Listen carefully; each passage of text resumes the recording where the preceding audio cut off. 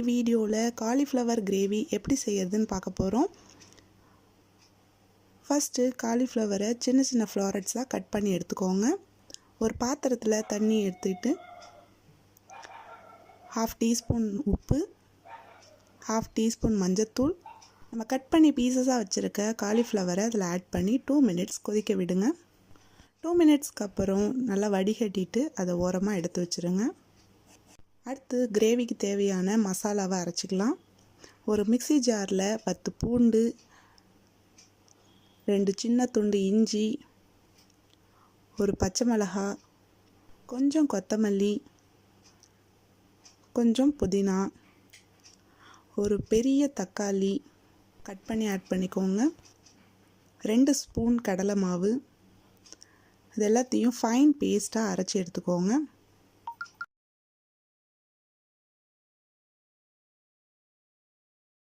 Stove on பண்ணி ஒரு வாணலில் 2 spoon எண்ணெய் விட்டு 1/4 டீஸ்பூன் ஜீரகம், 2 கிராம்பு, சின்ன துண்டு பட்டை, ஒரு ஏலக்காய்,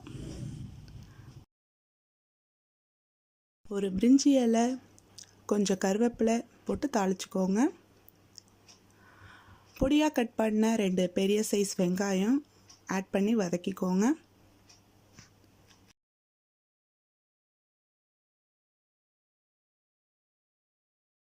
½ டீஸ்பூன் உப்பு,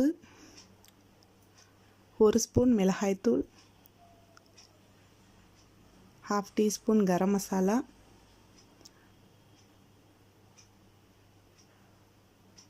நல்லா வதக்கிக்கோங்க.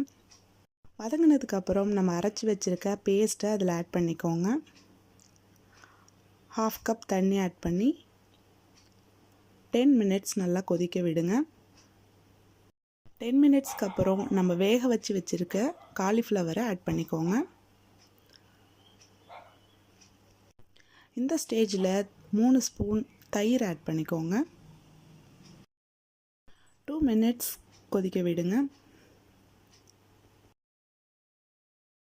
2 மினிட்ஸ்க்கு அப்புறம் கொத்தமல்லி தழை போட்டு இறக்கிடலாம். இந்த கிரேவி சப்பாத்தி, பூரி, பரோட்டாவுக்கு சூப்பராக இருக்கும். நீங்கள் வீட்டில் செஞ்சு பாருங்கள். இது டேஸ்ட் எப்படி இருக்குது அப்படின்ற உங்கள் ஃபீட்பேக்கை கமெண்ட் பாக்ஸில் கமெண்ட் பண்ணுங்கள். இந்த ரெசிபி பிடிச்சிருந்ததுன்னா லைக் பண்ணுங்கள். தேங்க்யூ.